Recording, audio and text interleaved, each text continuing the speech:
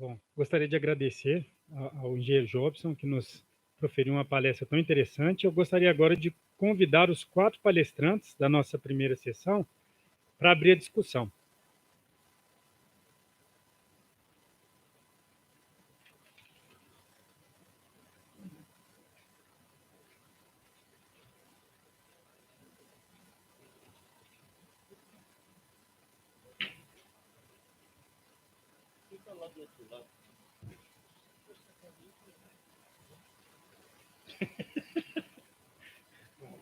O cara tá me mandando aceitar ali. Tudo bem que eu engordei, mas também. Esse aqui agora. Verdade, não tá?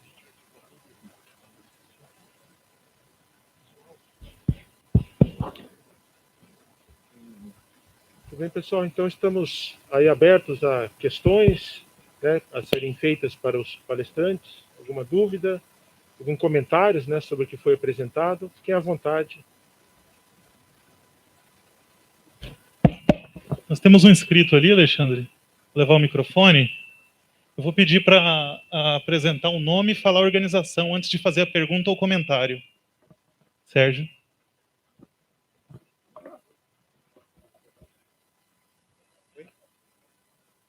Boa tarde, meu nome é Sérgio, eu trabalho na empresa chamada MPS Energia. Cláudio, o seu trabalho é muito instigante, é muito importante, eu acho que vai além até da própria compreensão das pessoas e se complementa com o que o Jobson apresentou. A minha dúvida é muito simples, é específica, é o seguinte: a função do DPS não é proteger equipamentos eletrônicos, a função do DPS é possibilitar a potencialização indireta, a gente acabou de aprender com o Jobson aqui.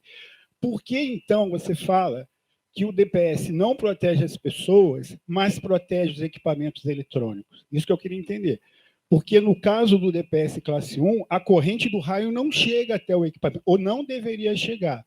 Então, é isso que eu queria entender no seu caso. O DPS serve para proteger os equipamentos, mas não protege as pessoas, ou, na verdade, ele nem os equipamentos ele protege corretamente? Ele não permite essa potencialização que a gente acredita que aconteceria? Não, obrigado pela pergunta, porque tá funcionando? Tem que falar um pouquinho próximo dele. Tá. Então, Sérgio, realmente, no nosso caso, onde tem uma resistência de 1 kΩ da pessoa lá, quase não vai corrente lá. Mas o que acontece é o seguinte: quando a corrente do raio penetra no sistema de aterramento, ela eleva o potencial daquele monte de condutores enterrados. Só que ela não eleva tudo por igual.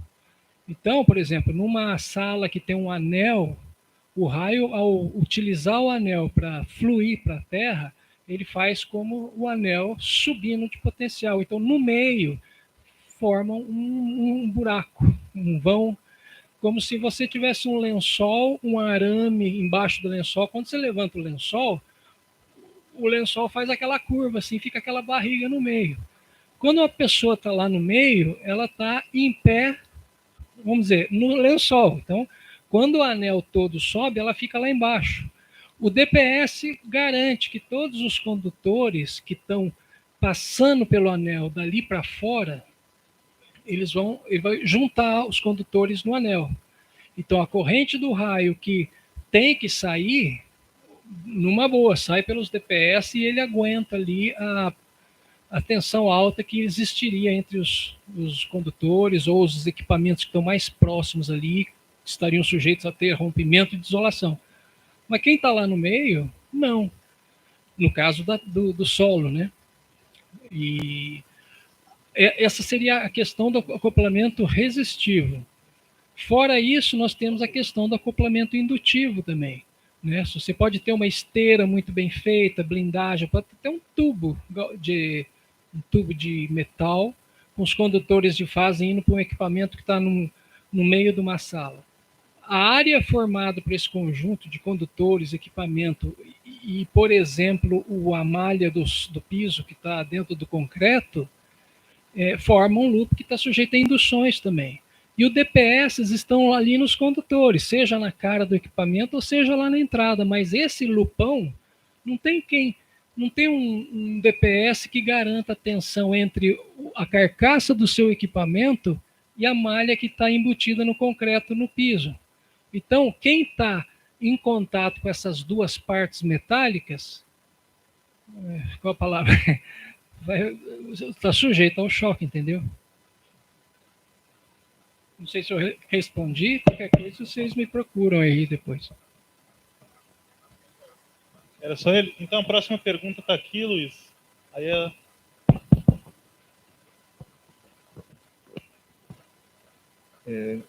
Boa tarde, bom dia. Parabéns pela apresentação, muito instrutiva. Eu tenho uma pergunta para o Cláudio, em questão de potencialização. Dependendo do custo-benefício, não seria interessante colocar na entrada da instalação um transformador de isolação tipo estrela, né, com ponto comum de aterramento ali para equalizar já as linhas e os condutores? Isso, pelo menos, evitaria a entrada do potenciais, né, espúdios lá na instalação, porque eleva todo mundo junto, né? Então, pelo menos os surtos que estão vindo pela entrada não teriam esse problema. É possível uma solução dessa? Então, é mais ou menos a mesma pergunta do Sérgio. Mesmo que você tenha um transformador de isolação e a corrente flua pelo aterramento para as linhas externas, através dos DPS que estariam lá no primário desse transformador de isolação, a elevação de potencial do sistema do aterramento é inevitável. A única diferença agora é que, quer dizer, se o secundário do seu transformador de isolação ele tem que ter o centro da estrela, por exemplo, aterrado lá na entrada, dá na mesma, sabe? Então, assim, o problema é o seguinte: o modo que essa tensão aparece, ou seja, entre carcaça de equipamento e o piso, é isso que não é tão simples, sabe?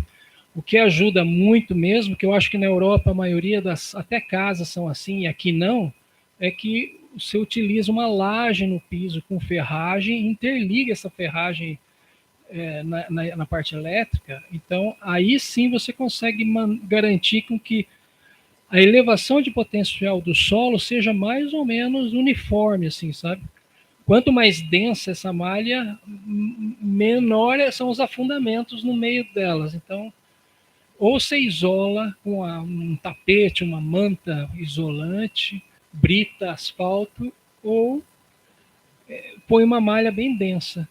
Tudo isso que favorece nesse caso.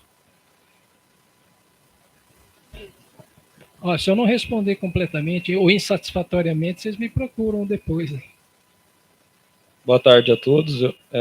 Meu nome é Christian, eu falo pela CIA Engenharia Elétrica e queria agradecer, né, a oportunidade e parabenizar a todos pelo conteúdo, muito importante. Eu acho que a analogia do Jobson é perfeita, né? Você toma um remédio, aparece outro. Então, acho que isso responde todas as perguntas que a gente vai ter aqui. Mas, além disso, né, acho que o pessoal, minha avó sempre falava, ó, começou raio, sobe na cama e fica ali quietinho. Acho que isso aí ajuda também. Mas a minha pergunta, em cima desse remédio, né, acho que fica em aberto para qualquer um aí responder, é a seguinte: eu já fiz projetos elétricos onde o cliente pede que o aterramento seja pontual ali da máquina, né, e ela não esteja ligada ao SPDA. Visando isso, eu vi na apresentação do Cláudio também que o cabo de aterramento ele acaba sendo uma dor após o remédio, né, apesar de ter ele. Então, a questão é a seguinte: qual é a vantagem que a gente tem de fazer esse aterramento não interligado a essa equipotencialização, se é que existe, e qual a desvantagem desse aterramento estar fora dessa massa onde ele possa pegar essa corrente de indução da descarga?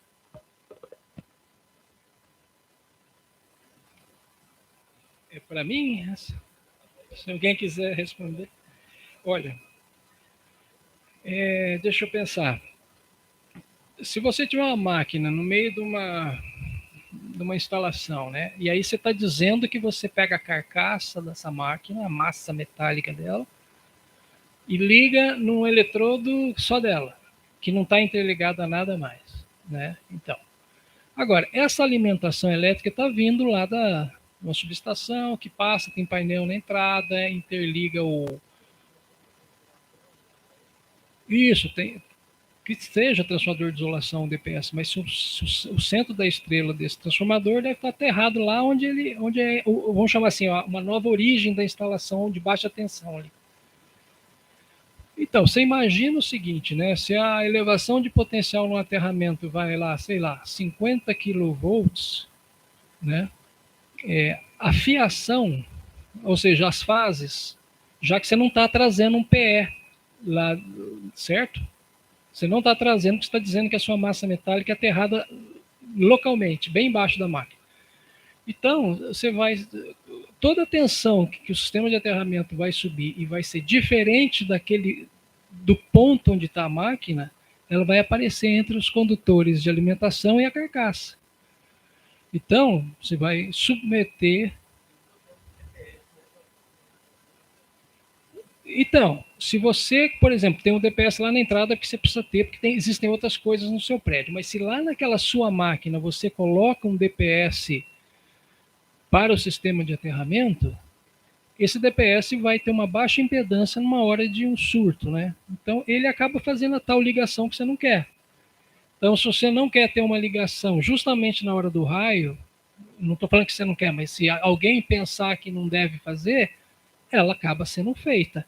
Ou ela é feita por rompimento de isolação, caso você não ponha DPS, ou ela é feita naturalmente pelo DPS, pela presença dele ali, né?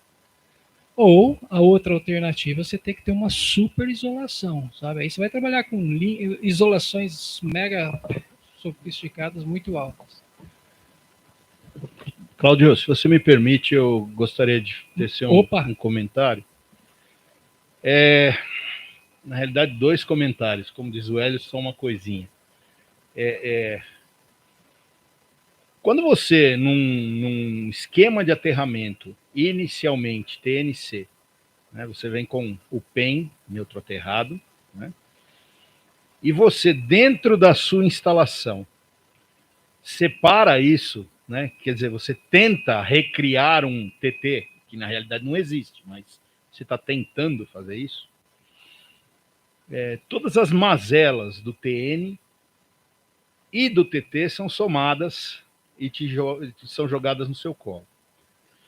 Sob o ponto de vista da não interligação, isso é ilusório, porque você vai ter sim uma interligação mal feita e que você não mediu. Essa interligação mal feita é pela terra, que tem uma resistividade, ohmmetro, consequentemente estará interligado, só que está mal interligado, né? E você não sabe por quanto está interligado. Então, essas diferenças de tensão com as quais o Cláudio está trabalhando e mencionou várias vezes, quando você faz as interligações, você tem certeza que elas vão ocorrer, mas elas são mensuráveis. Então, você consegue trabalhá-las ao longo da instalação. Você consegue calcular a isolação, você consegue calcular a malha. Pode ser valor absurdo, mas você consegue calcular. Você tem parâmetro referência. Se você não faz a interligação, você começa a depender de umidade, de salinização, de calor, que é o que afeta a resistividade do solo. Aí você vai ficar maluco. Tá?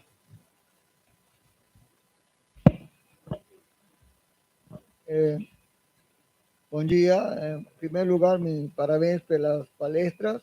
Meu nome é Armando Miranda, de la Lacerda Sistema de Energia. Eu trabalho com UPS, Sistemas Ininterruptos de Energia. Mi pregunta es la siguiente.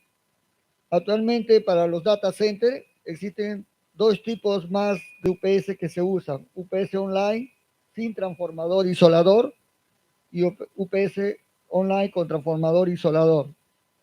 Normalmente, para descargas atmosféricas, por las palestras que yo escuché ahora, naturalmente el dispositivo electrónico minimiza las tensiones inducidas, más no las elimina. Es imposible. Mi pregunta específica es lo siguiente. En las entradas de los UPS normalmente se coloca centelladores de gas, DPS y también a veces varistores. Esos elementos solamente visan proteger el equipamiento. Por ejemplo, si se usa un UPS en un hospital, ¿cuál sería la recomendación para proteger todo el aparelho cirúrgico en un hospital específico? La pregunta es para todos los ponentes, por gentileza. Essa eu deixo para os colegas.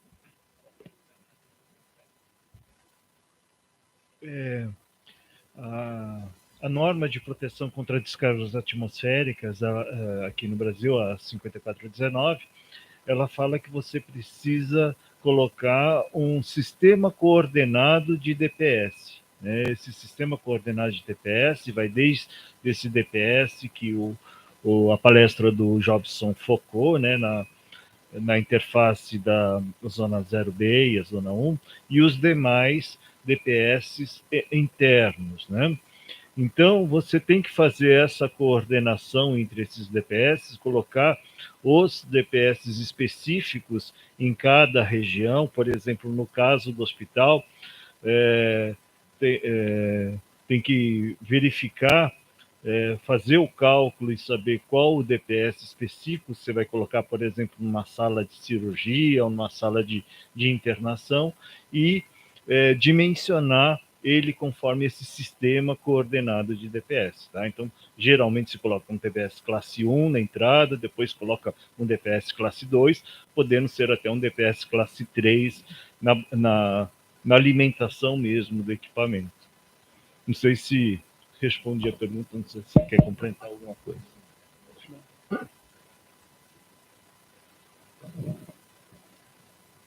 Boa tarde a todos.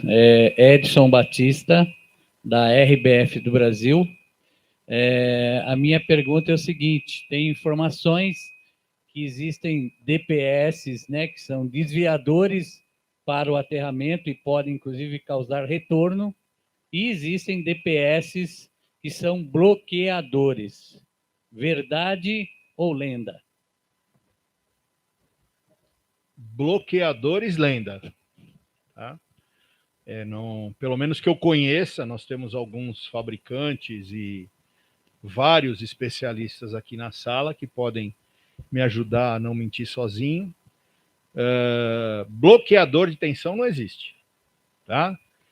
O que existe são dispositivos que... O DPS é uma via de mão dupla, tá? O DPS é uma via de mão dupla. Então, ele tanto pode, os comutadores de tensão, né? Tanto podem desviar correntes conduzidas desde os condutores de alimentação para a terra, né? Como o caminho inverso. Então, parte da corrente é desviada pelo DPS ou da fase para a terra ou da terra para a fase, no caso do raio ter caído na própria estrutura. Tá? O que talvez tenha sido passado para você, Edson, são os DPS atenuadores de tensão. Esses DPS, eles basicamente são, hoje em dia, varistor, basicamente varistor, e é como se nas pastilhas você tivesse um monte de areia com uns pedacinhos de metal ali dentro, tá?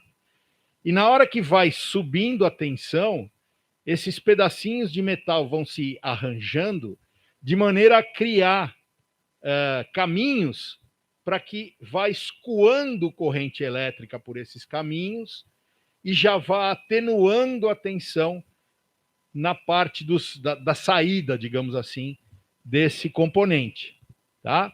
Então, é isso que a gente teria hoje no mercado. A gente tem os DPS, que são os equipotencializadores, que são os comutadores de tensão, muita gente conhece como curto-circuitante também, e tem os DPS atenuadores de tensão.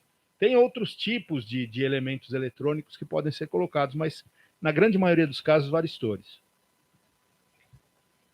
Posso complementar? Ou pelo menos dar fazer um comentário, né? Eu imagino que o senhor estava falando em bloqueadores como um elemento série que, ao contrário do DPS, ele fica com uma alta impedância e abre o circuito na hora que vem o raio, né? Então, bom, indutores são mais ou menos utilizados com esse propósito, sabe? Quando você põe indutor entre um nível de DPS e outro, você está desejando o seguinte: quando um DPS mais na frente, mais jusante, né?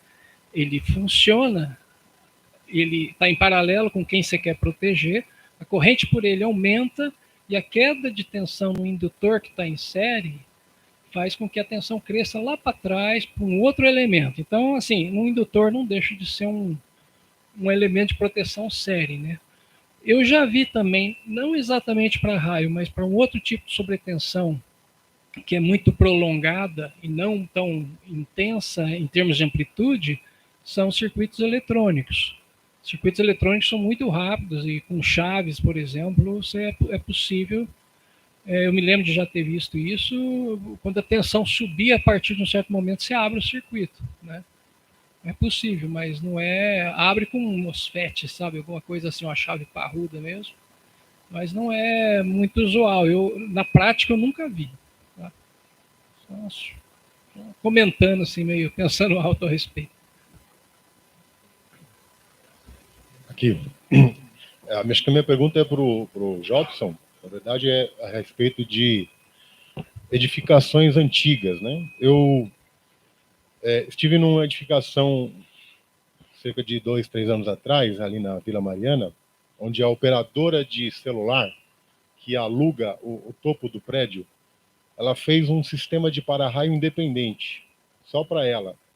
Ela colocou um captador próximo das antenas e fez uma descida e colocou um eletrodo na base do prédio. Eu gostaria de saber se isso se é correto fazer isso, quais seriam os riscos dessa instalação. E uma segunda pergunta em edificações antigas, principalmente com aquelas descidas externas, como que fica a segurança dos andares superiores, onde se utiliza o próprio condutor neutro como aterramento, né, como se fosse um condutor PEM. Pelo que eu entendi das palestras, isso acaba sendo pior do que você não ter um sistema de aterramento.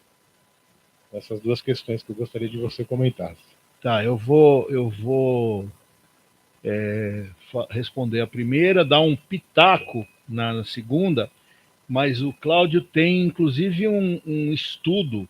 Eu não sei se ele lembra disso, mas a gente conversou há muitos anos sobre essa história de edifícios antigos que não carregam lá o condutor PE na sua instalação.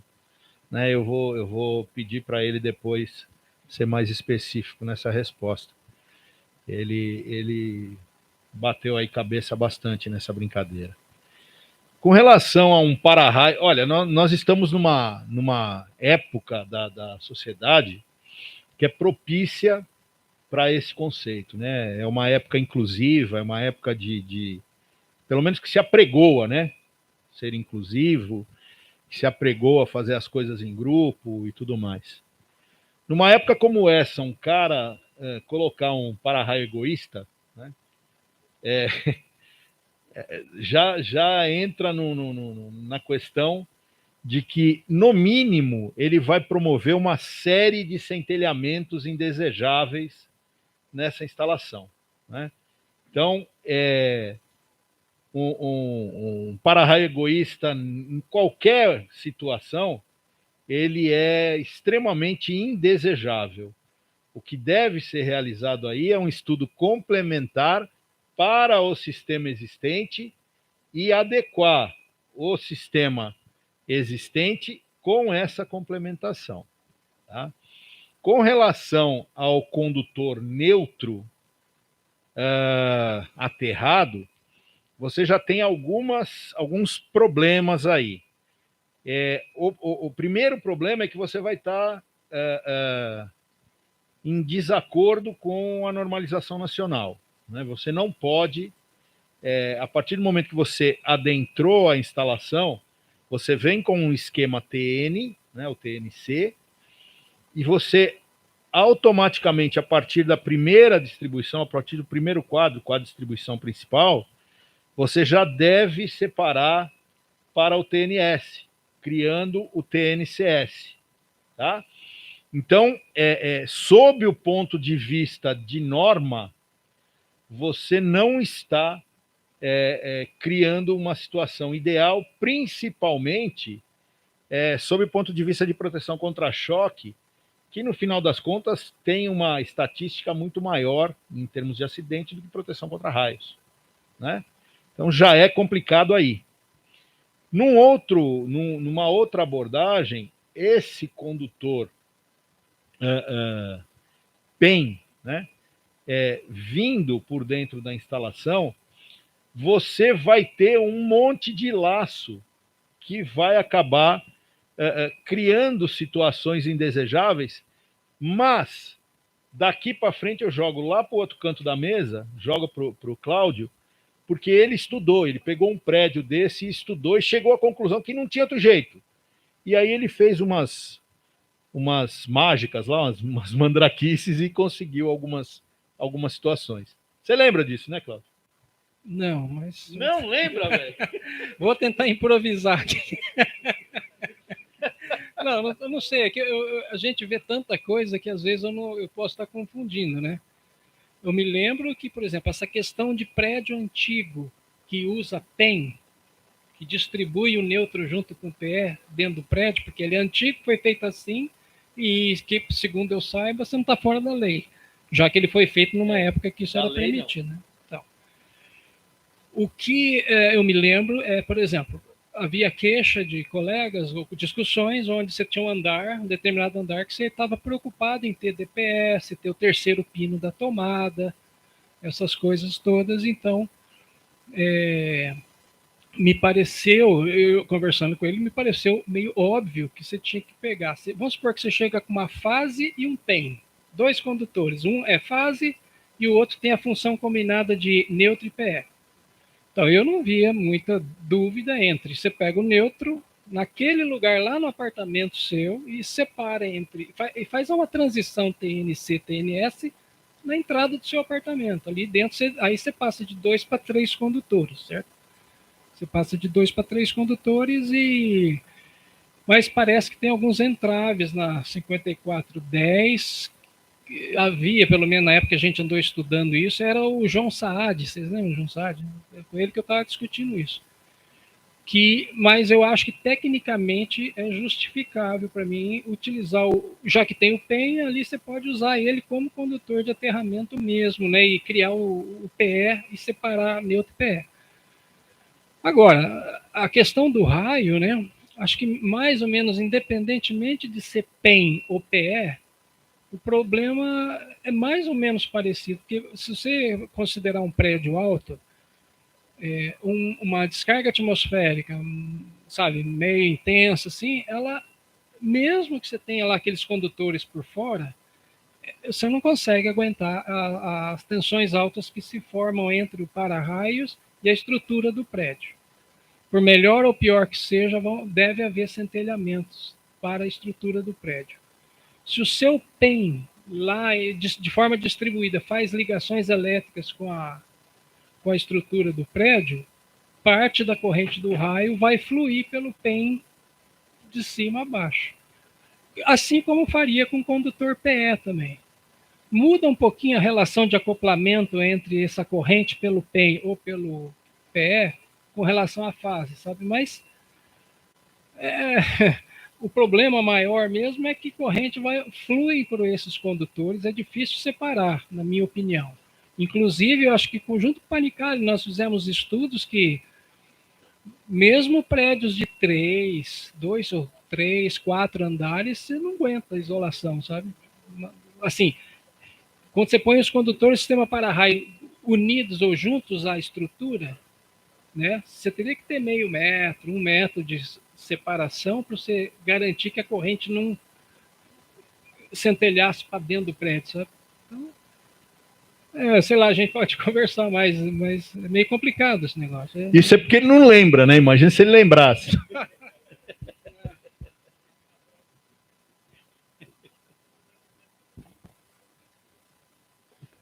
Primeiramente, agradeço o convite aí, parabéns aos palestrantes. Juan, da empresa Manhattan.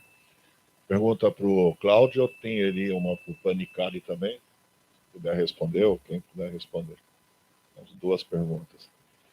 A primeira, com relação àquele exemplo onde a gente tem lá a figura do ser humano a 1K, né, encostado no refrigerador, se seria possível estar colocando um aterramento pontual, com hastes, por exemplo, ganho disso e os prejuízos, looping e tudo mais. Essa é a primeira pergunta. Ok? A segunda, com relação àquela colocação do comprimento do BEP para o aterramento.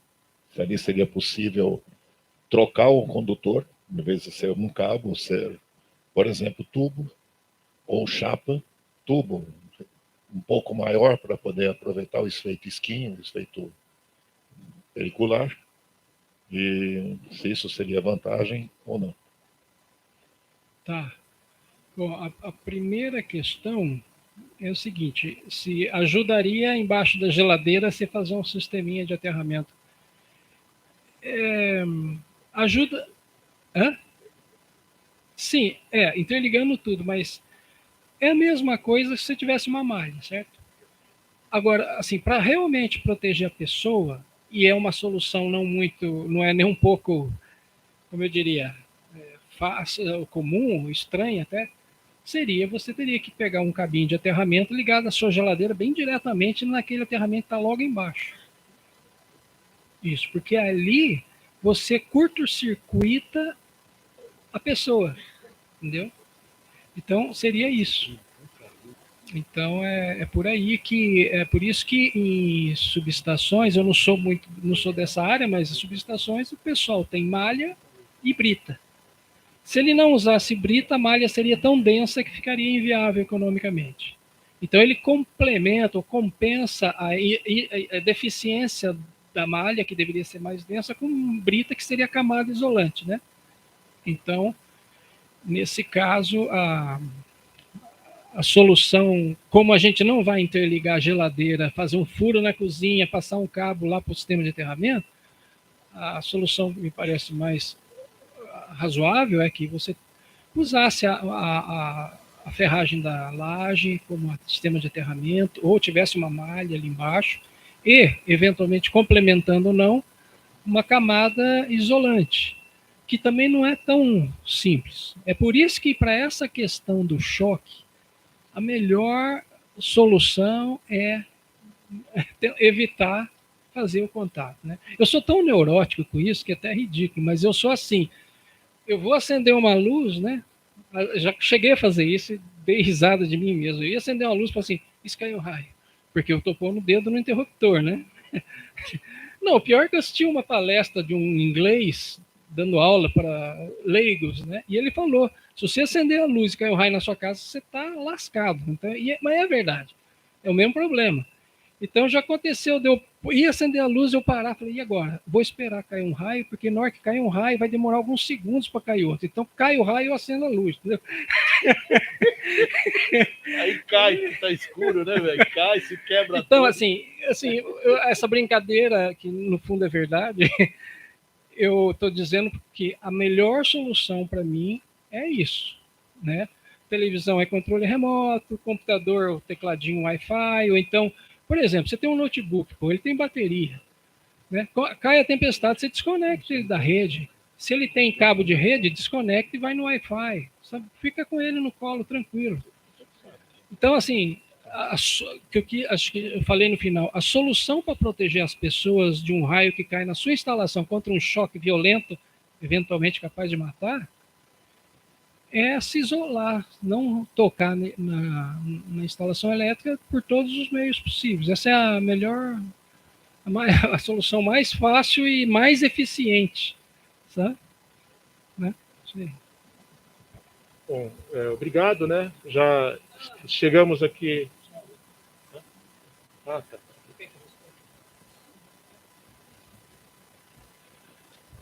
Você está falando como que melhorar um pouco a situação da ligação BEP-terra, né? Então, se você usar quanto maior o diâmetro do condutor, reduz a indutância. Então, um tubo é melhor que um condutor. Mas, se eu não me engano, chapa também é bom. Mas eu já fiz uns cálculos que se você usar, às vezes, 2 ou 3 condutores separados, assim, de meio metro, dá uma impedância equivalente de uma chapa, sabe? Então, se você usar várias ligações, ajuda, né? Eu acho que o melhor que tem mesmo é quando a gente consegue usar a estrutura metálica, a ferragem da instalação, interligar tudo, sabe? Essa é a melhor forma, porque quando você chega com o seu BEP, que nem na minha casa, eu tenho a caixa, o painel principal, eu já era meio, como é que fala? Meio gostando desse assunto assim, eu construí uma casa, eu tive a chance de construir uma casa, então a BEP do meu quadro, ele sai com um cabo assim, que acho que é uns 30 centímetros, liga na ferragem. E a ferragem está tudo interligada, sabe? Então, acho que essa é a melhor solução, porque a ferragem ela é densa, é distribuída, né? É isso aí. Por exemplo, você está no terceiro andar, você vai querer ligar um cabo de terra lá embaixo, quase que a terra não existe, sabe? Do ponto de vista de raio. Então, você tem que ligar na ferragem mesmo. Você pode até ter uma ligação formal, cabo verde, bonitão, descendo lá embaixo, mas para mim você tem que ter umas ligações equipotenciais locais e curtas, sabe? Para a estrutura. Bom, obrigado, então, Luiz Cláudio. Com isso, a gente encerra essa sessão aqui da manhã. Gostaria de agradecer a todos os participantes, a todos os palestrantes, né, pelas excelentes apresentações, pelas discussões também muito interessantes que a gente teve aqui, e também ao professor Miguel Guimarães, né, que, juntamente comigo, ajudou aqui a coordenar essa sessão. Então,